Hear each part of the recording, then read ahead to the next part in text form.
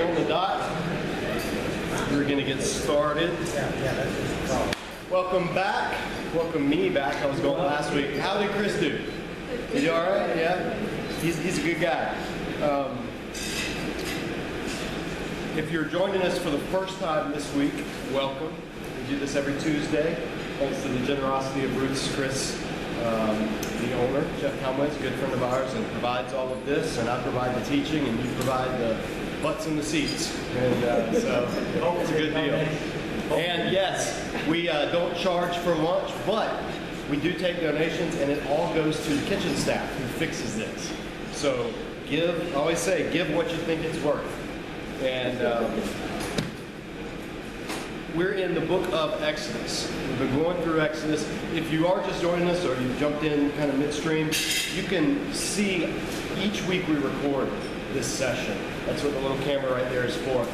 And I upload it to YouTube. So if you want to follow along, go to YouTube, search Disciple Dojo. That's the ministry name, my ministry's name, Disciple Dojo. Search that on YouTube and you can watch everything. I think we have videos all the way back to Genesis 15 or something like that. I mean, we do it every week and upload it.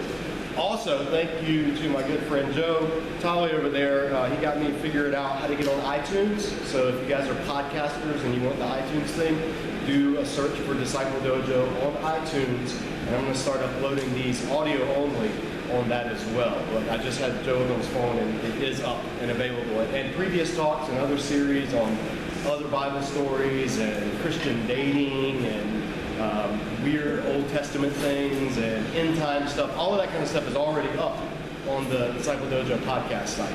So go check that out on SoundCloud or on iTunes. And if you don't know what any of those things are and it's just not your generation, that's okay. You can come here every week and enjoy food and enjoy fellowship with each other, which is always better than digitally.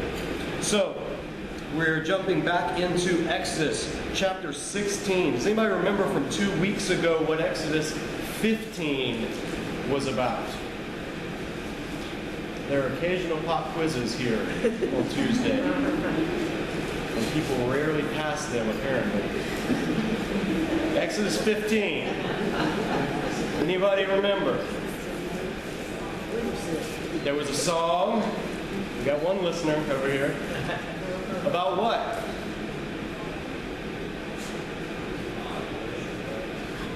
When in doubt, say God. Yes. It's about God. It is literally right there on your page in front of you if you have a Bible. Yeah, what did God do that they were thought to write a song about? Led Moses. Yes. What is the name of the book we're studying? Exodus. Yes, chapter 15 is the song celebrating the Exodus. Exodusing from Egypt. That's not a word, but think of it that way. They exodused from Egypt. God delivered them. And we saw all the theological themes in the song. Chapter 14 showed the actual events as they happened. Chapter 15 gave us a reflection of worship about the events, looking back and looking forward to what God was going to do after the Exodus, because the goal of God was not just to bring the people out of slavery to Pharaoh, it was to bring them out of slavery to Pharaoh and into slavery to God. And that's a concept that may ruffle some feathers, but it shouldn't when you realize that of all the beings in the entire universe, there's only one who is worthy to have slaves. And that would be God, the one who created it all. Everyone's a slave to somebody. It's just a matter of who we're going to choose to serve. And God wanted to liberate Israel from serving or worshiping in Egypt. And that word serve and worship we've seen is the same word. He wanted to bring them into service to Him. So He's going to bring them out of Egypt through this miraculous event where He not only shows His power over all the gods of Egypt in the plagues, ultimately shows His power over all of the forces of evil and chaos in the universe, which is how the Israelites would have interpreted the splitting of the sea. If you want to know more about that, hop on YouTube, check out the last chapter's recap. But then after this, He leads them into a place where He provides for them fresh water to drink. There's a lot of what God's doing in Exodus has to do with water. He's the God of the waters. He's the God of the seas. He's the God of the springs. This is where a lot of the New Testament imagery comes from. Everything from Jesus sending the demonic herd of pigs into the sea, the word literally used is abyss, hearkening back to the chaos waters and the evil and the forces of darkness and all this stuff that was personified by the sea, to Jesus walking on the water, walking on the waves, which in the Old Testament, walking on the waves or splitting the water or manipulating the oceans was something that only God himself could do. And so all the way through to Revelation in the end, when John sees a vision of the new creation, it says, and there was no sea. Not because God hates snorkeling, but because the sea represents chaos and evil and all of the things that would come against God and his people. So all these themes are swirling in the imagery, and then God leads them to this place where it looks like there's nothing to drink, looks like there's no fresh water, and God miraculously provides for them water to drink, and then leads them to this place, Elim, where there's springs of water and palm trees, this oasis in the desert. They're somewhere in the vicinity of modern-day Saudi Arabia, not the Sinai Peninsula, like your Bible maps say, but most likely in modern Saudi Arabia. Check 2 weeks ago, 3 weeks ago, if you missed that episode. But they're wandering in this wilderness, in this mountainous region, in this rugged area, and God has shown that he's a God who can overthrow, he's a God who can liberate, he's a God who can destroy. Now he's going to show them, teach them, he's also the God who can provide. At this point, Israel is we're going to see that they start to do what we saw last chapter, a little bit of grumbling. And we read this from hindsight, so we already know, a lot of us already know the story where they grumble and they complain and they rebel and they do all this stuff for 40 years. But this is way back at the very beginning. This is when they've just come out of slavery for 400 years. Right? So Israel was slaves longer than America's been a nation. And they are now entering into this new period in history where this unknown and unseen God, which is a radically new concept in the ancient world, all the gods could be seen. That's what idols were. That's what images were. Israel was different. Theirs was the one God who couldn't be seen, leads them out into the wilderness, out into the desert. And it's not just them and a few people with some backpacks. This is probably between 30 to 100,000 people, not the 2 million like some of us would say, but between, think about, like we said, think about Bank of America Stadium or so, full. That's somewhere in the vicinity of how many Israelites are, plus all of their herds, all of their livestock. All of that out into the desert is where God's leading them. That's a scary thought. And so when they start to grumble and complain a little bit, we shouldn't be too quick to jump on them. Because imagine if we were in the middle of a crowd the size of Bank of America Stadium, wandering around in the desert, following a cloud, and trusting the word of this guy, Moses, who's done some miracles. I mean, that takes a degree of faith, even with all the things that they've seen. So God's patient with them in the beginning. He's somewhat gentle with them. He's teaching them. He's forming them into a people of faith, from a nation of slaves into his people that he's going to call out. And they're in this in-between period in the wilderness, this in-between time. And later the prophets are going to refer back to this period of time as God's honeymoon phase with Israel. Literally, Hosea is going to refer to this as the time when God took them out into the desert to call them to himself. This is their honeymoon. And then God's going to marry them at Mount Sinai. They're going to enter into a covenant, a marriage covenant at Mount Sinai in chapters 19 and 20. So we're almost at that point, but not quite yet.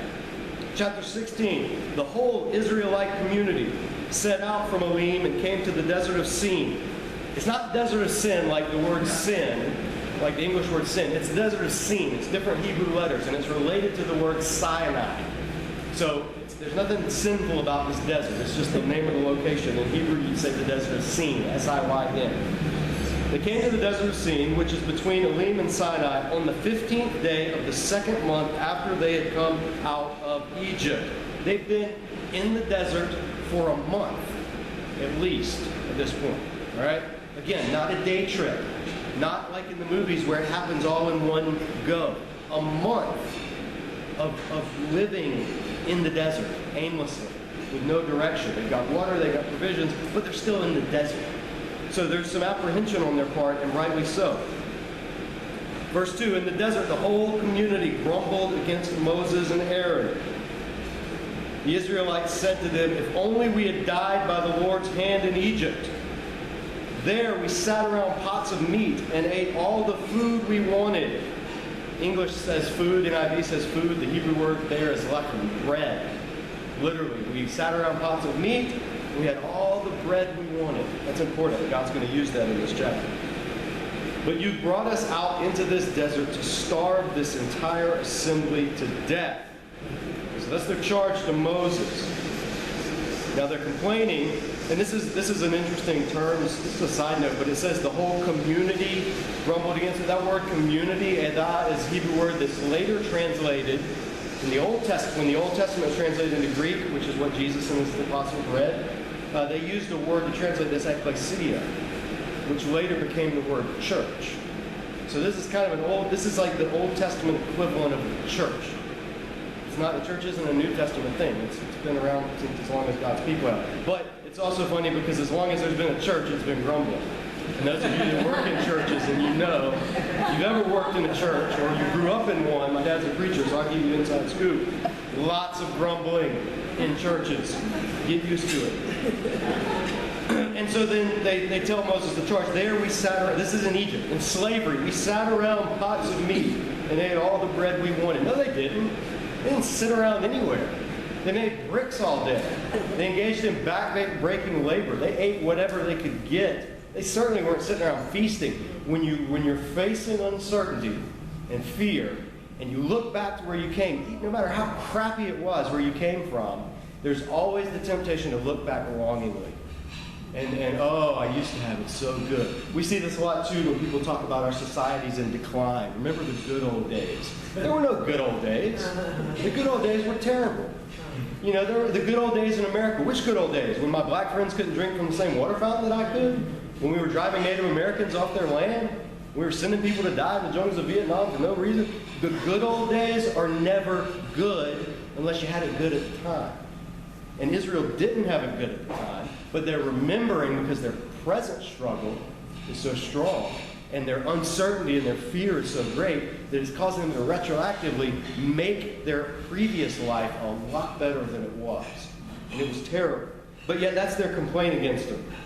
So verse 4, "Then the Lord said to Moses, I will rain down bread from heaven for you. The people are to go out each day and gather enough for that day. In this way, I will test them and see whether they will follow my instructions." That word in English, instructions, in Hebrew, it's singular, and it's Torah. This is the preview, the beginning of what's going to later be the full-blown Sinai covenant, the Torah. And Torah just means instruction or teaching. So to see if they will follow my Torah, God's going to give them a test, a provision. He's going to provide for them, and in doing so, it's going to be a way that tests their faith as well. It's a mutually beneficial thing going on. So on the 6th day, they're to prepare what they bring in, and that is to be twice as much as they gather on the other days. So this test is going to involve, it's going to be the structure of what we know now as the Sabbath is going to be built into this testing that God's going to give them, into the very structure of it. So, verse 6, Moses and Aaron said to all the Israelites, "In the evening you will know that it was the Lord who brought you out of Egypt. And in the morning you will see the glory of the Lord, because he has heard your grumbling against him." Who are we that you should grumble against us? In other words, we weren't the ones that brought you out here, Moses and Aaron. This was all along, it's been the Lord doing it. And that's what Israel has to get in mind, because they're going to turn their grumbling, they're going to turn their complaints, they're going to turn their rebellion towards something visible, which is their leadership. When in reality, the whole time, the real cause behind everything is the unseen God, who's over all things. And so Moses is going to keep continuing focusing then. It's God who's done this, not me, not Aaron. Moses also said, "You will know that it was the Lord when he gives you meat to eat in the evening and all the bread you want in the morning, because he's heard your grumbling against him." Who are we? You're not grumbling against us, but against the Lord. So Moses told Aaron, "Say to the entire Israelite community, come," or literally draw near, "before the Lord, for he has heard your grumbling." So God's response initially now is not this, "Oh, who are you to grumble against me? I'm going to throw a lightning bolt." Right? It's not that kind of, it's, "I've heard your grumbling. Come here. Come here. He understands their complaints. Draw near to me. I'm going to show you the kind of God I am. There's no rebuke here. There's no harshness here. There's just this God, Moses saying, hey, don't argue against us. Take it up with God. And in fact, God's heard your grumbling. He's going to show you what he's going to do. So get ready. And so in the evening, you're going to realize in the morning, you're going to see the glory of the Lord. That term, glory of the Lord, literally in Hebrew, it means heaviness of God or felt presence. It's like a presence so thick you can touch it or feel it or sense it. And it comes in many forms. A lot of times it's pillar of cloud, pillar of fire, or smoke that fills the inner courts. But at this point, it's going to come in the morning. And it's going to come in the form of this stuff that God's going to bring them. That's going to be his glory. While Aaron was speaking to the whole Israelite community, they looked towards the desert, and there was the glory of the Lord appearing in the cloud. So they have a visual reference in the evening. This is the Lord we've been following, this pillar of cloud, and then by night the pillar of fire that guides them and leads them and reminds them. So they have some witness, some tangible idea that God is with them in this mysterious way. Verse 11, and this is, I think, parenthetical. The Lord had said to Moses, I've heard the grumbling of the Israelites. Tell them, at twilight you will eat meat, and in the morning you will be filled with bread. Then you will know that I am the Lord your God. 13, that evening quail came and covered the camp. And in the morning there was a layer of dew around the camp. Now this just mentions quail. Quail will get mentioned later in Numbers to this whole generation again when God really does get angry with them for grumbling. But the quail, these little birds, maybe 6-7 inches, and they migrate from Africa over the sea. And by the time they cross the Red Sea into what is now where the Sinai is, usually they're exhausted. And a lot of times there's accounts from the ancient world, and even from today when the migratory patterns of quails come, they're so tired from their journey and they land that you can literally grab them by hand. I mean, you don't have to really hunt them. You can just grab them. And so that could be what's going on. But again, it's the timing and it's the amount of provision. This isn't just a few quail here and there. This is enough to feed Bank of America Stadium. So a lot of quail in the evening. And then in the morning, there was this layer of dew on the camp, which is normal. You know, in the morning there's dew everywhere. But when the dew was gone, verse 14, thin flakes like frosted flakes. No, it doesn't say that, but thin flakes like frost on the ground appeared on the desert floor. When the Israelites saw it, they said to each other, what is it? For they did not know what it was. They said to each other in Hebrew, manhu. That's how you say, what is it? Manhu. And it also sounds like the Egyptian word menu, which is food. And so some translations, and Josephus and others have them saying, is this food? So it's kind of this wordplay on the Hebrew and the Egyptian, like, what is this? Is this the food? Is this the bread? Moses said to them, it is the bread the Lord has given you to eat. This is what the Lord has commanded. Each one is to gather as much as he needs. Take an omer for each person to have in your tent. An omer is about a 2-liter. So think a 2-liter Coke. And that's about how much each person is to have. The Israelites did as they were told. Some gathered much, some gathered little. And when they measured it by the omer, he who gathered much did not have too much. He who gathered little did not have too little. Each one gathered as much as he needed. Then Moses said to them, no one is to keep any of it until morning. However, some of them paid no attention to Moses. They kept part of it until morning, but it was full of maggots and began to smell. Moses was angry with them. Each morning, everyone gathered as much as he needed. And when the sun grew hot, it melted away. On the 6th day, they gathered twice as much, 2 omers, for each person. And the leaders of the community came and reported this to Moses. He said to them, this is what the Lord commanded. Tomorrow is to be a day of rest, a holy Sabbath to the Lord. So bake what you want to bake and boil what you want to boil, save whatever is left, and keep it until morning. This is the first time the word Sabbath is used in Scripture, if you're counting. This is the first time the noun form, Shabbat, Sabbath, is found. And it's built into this provision that God gives them. He's providing for them this food in the wilderness. So they saved it until morning as Moses commanded, and it did not stink or get maggots in their 401k. It becomes maggoty and it rots. And God's instilling in them the lesson, no, this is your daily bread. You're not going to be hoarders. You're not going to be misers. You're not going to be savers. You're going to trust me that every day I'm going to give you what you need for that day. Does it start to ring a bell when you think of Jesus and the Lord's Prayer? Give us this day our daily bread. And if you try to keep some of it, not trusting that I'm going to provide you some more the next day, it's going to spoil. Because I'm proving to you, I'm testing you to see if you're going to be obedient to me. So every day you're going to go collect a lot. Now, what about the people who are real healthy and can collect for like hours and get a bunch of it? Whereas the people who may be sick, maybe they're elderly, maybe they're invalid, whatever, they can't gather as much. Do they just get less? No, God made it so that everyone gathered what they were able and everyone had enough. Not some people gathered and some people just hung out and said, oh, go get me some. It's not like that. Everyone did what they could, but everyone was provided for. So it wasn't fair, but it was just. In other words, it wasn't this, you get what you deserve, you get what you work for, and that's it. No, it was do the best you can, leave the results to God. And if they did that, then everyone had enough. No one had too much. No one had leftovers. Everyone had just what they needed. God is instilling in them a way to look at wealth, savings, work, all of these things that they're going to need as they enter into being a people who aren't slaves anymore, who have their own society and who are going to be set up, and their society is going to need to take care of one another. That's something that gets lost in a lot of societies throughout history. So, they saved it to morning, as Moses commanded. It didn't stink or get maggots in it. Eat it today, Moses said, because today is a Sabbath for the Lord. You will not find any of it on the ground today. 6 days you're to gather it, but on the seventh day, the Sabbath, there won't be any. Nevertheless, again, hard heads, some of the people went out on the seventh day to gather, but they found none.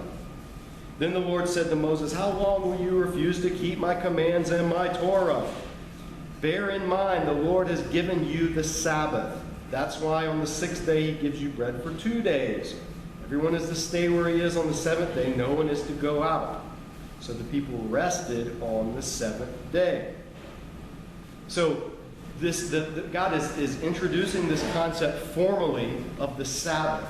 And it's a gift that he gives to the people. The Sabbath is for their rest as well as to test their obedience. Keeping Sabbath is an act of worship and an act of faith. It's not just something that you do as a duty. And Jesus is going to have to remind people of this in his time. When they flipped it upside down and they made people have to serve the Sabbath. They've taken this command. God's command on the Sabbath is simple.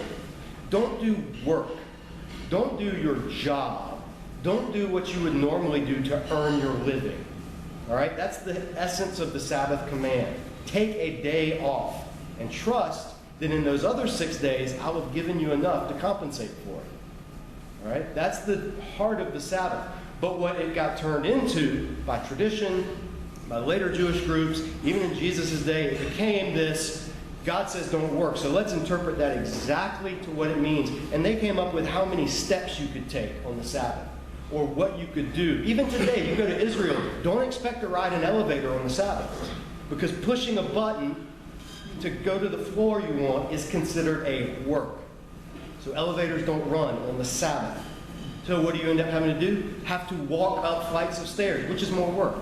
There's all of this, it's straining out a gnat and swallowing a camel is what Jesus called it. There's all these practices people want to build around God's commands, and legalism creeps in, and they miss the point of the command in the first place, which God says, I have given you the Sabbath. It's not just something else for you to have to keep. It's something that forms you, and it also teaches you who I am. Sabbath reveals about us, and it reveals about God. Now, we in the New Covenant, we don't keep Sabbath technically. That's part of the Ten Commandments that's going to come later. But we're not under the old Ten Commandments covenant. We're under the New Covenant. So there's going to be some fuzziness, and there's going to be some leeway in the New Testament when Gentile Christians start coming to faith, and they start saying things like, so do we have to keep this Sabbath thing that you Jews keep, or what's the deal with that? We'll get to that in a couple of years. That's New Testament. Right now, in the Old Testament, it's God's people, and it's what he's instilling into them. So it's the principles of it that we need to see more than anything. And he's given it to them as a gift. So verse 31, the people of Israel called the bread manna, because it's like, what is it? Or whatchamacallit, if you remember the candy bar. That's kind of what they call it. What is it? What's this stuff? The people called the bread manna. It was white, and there should be a comma here if you're an English Bible reader. It doesn't say it was white like coriander seed, because coriander seed is not white. It was white, comma, like coriander seed. In other words, small, round. It was granules. It was, think of like, remember, Dippin' Dots? Like the futuristic ice cream stuff, Dippin' Dots? Think of it like that, or Nerds candy.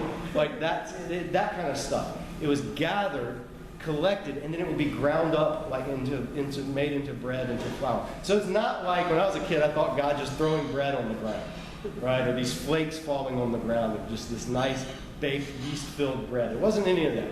It was stuff that they had. It was like grain, but it was this.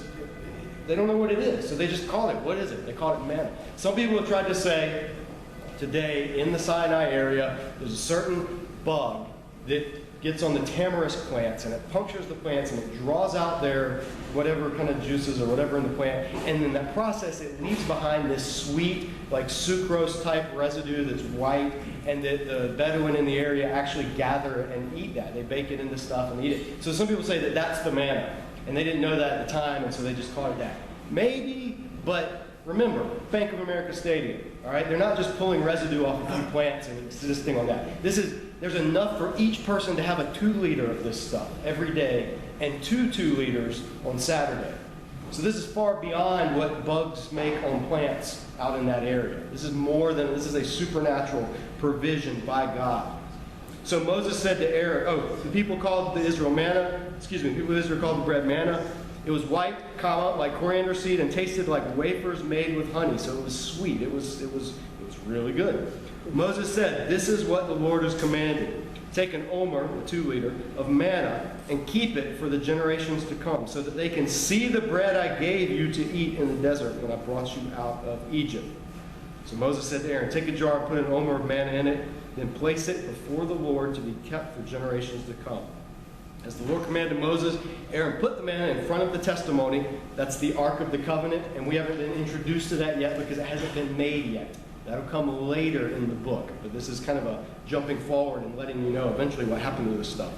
He put it in front of the testimony that it might be kept. The Israelites ate the manna 40 years. Now again, at this point, we don't know that Israel is going to be in the desert for 40 years, and that wasn't plan A. They were only supposed to be in the desert for a couple of months tops.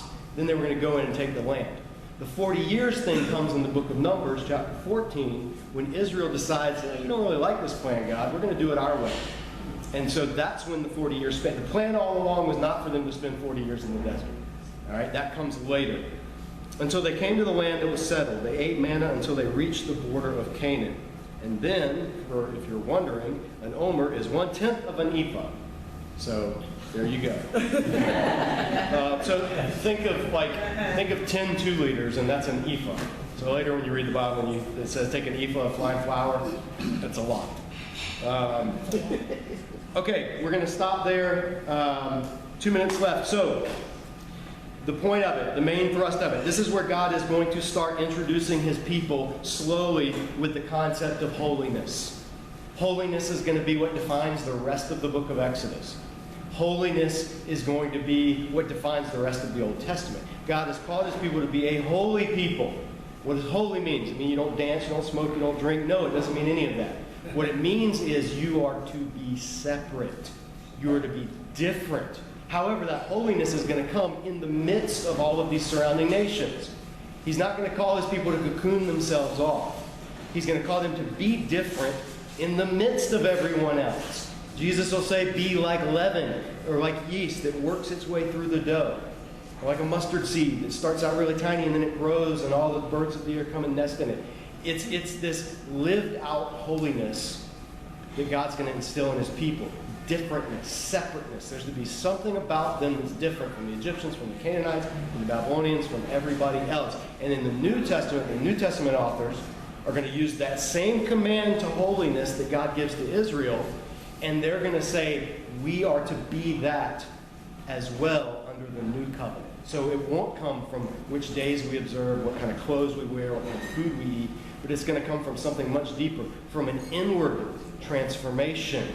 Because in the Old Testament, the holiness that they're going to be held to is going to be a holiness that they strive to keep through their doing certain things. But the problem all throughout the Old Testament is going to be that their heart is what needs the transformation. And so the prophets like Jeremiah and Ezekiel are going to come along and say, It's not the law's fault. It's not the Torah's fault that you guys can't keep it. It's your fault because your hearts are what are wicked. Your hearts are what are deceitful, and you need a heart transplant. And so then in the New Testament, we're going to see, lo and behold, that's exactly what God does with the Holy Spirit and giving them of a new heart, dwelling inside them. All of that to segue into a shameless plug. I just got new copies in of my book, first book I ever wrote, Cleanse and Abide in, and it is all about the concept of holiness in the Bible and how different Christians have viewed it, and in some right ways and some not so right ways that Christians have viewed holiness. So, just came in this last week, so I brought a few copies, only $10. If you want to buy one, come see me. I do take credit card. That's all we have for today. Next week, Exodus 17. If you like this study and you're like, oh, I wish so-and-so would have been here, YouTube, iTunes, SoundCloud. You can share it with them. Get the word out. Tell people if you're a Twitter, if you're an Instagrammer, if you're all this kind of stuff. Share it, spread the word. We still got some seats left, and we'll bring in more if we need to. But it's really exciting. It's really cool to see this thing grow, and that's what Jeff has envisioned all along, especially for people that work in this community. We want to provide this as an outreach and as a service to them. So go spread the word. If you want some more food, there's still some left. Have a great week. We'll see you next week.